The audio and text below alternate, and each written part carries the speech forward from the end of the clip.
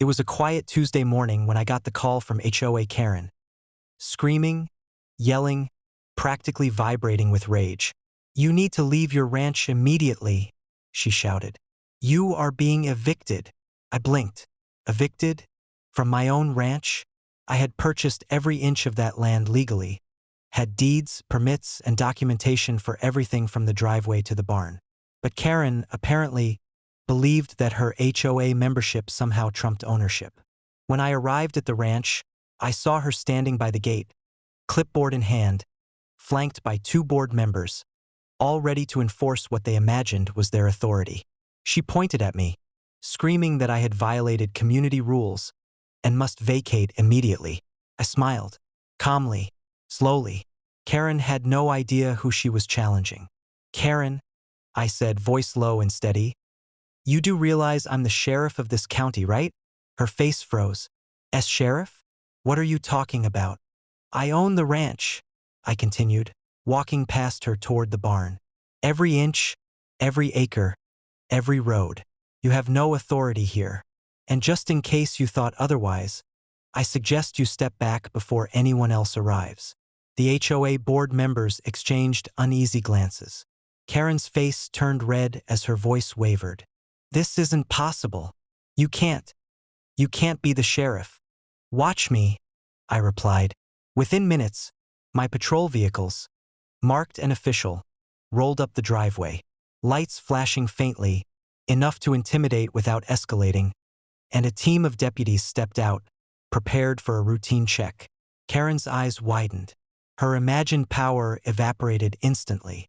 "Sir," she stammered, You can't just.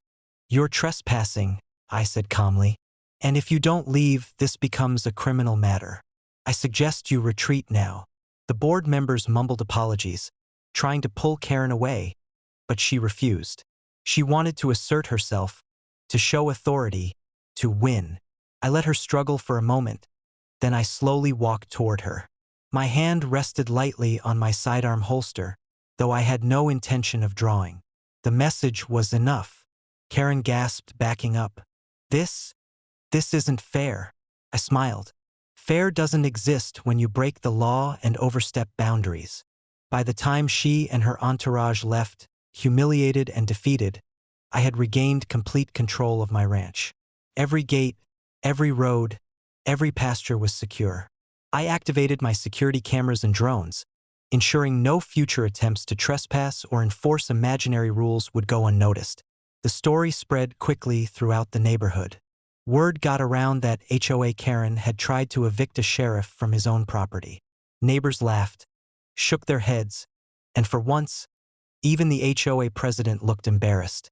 Karen's credibility was gone, replaced with the perfect cautionary tale. Never underestimate the person who holds both legal and enforcement authority. In the following weeks, I made a few subtle improvements. Automated gates, new signage, and discreet patrols reminded anyone who thought about stepping over the line that this ranch wasn't just private property. It was a fortress under the eyes of the law. Karen never returned. The HOA stopped sending letters, fines, or threats. I spent that evening on the porch, overlooking my property, a warm breeze carrying the scent of fresh grass and pine. The ranch, my sanctuary, was safe, and Karen, she had learned a simple, unforgettable lesson. Power without authority is nothing, and arrogance always meets its match when someone both owns the land and enforces the law. From that day on, my ranch remained untouched, respected, and completely mine. Karen became the story everyone whispered about, the HOA member who tried to evict the sheriff and failed spectacularly. And as for me, I enjoyed the quiet satisfaction of knowing that patience, preparation, and authority had won the day.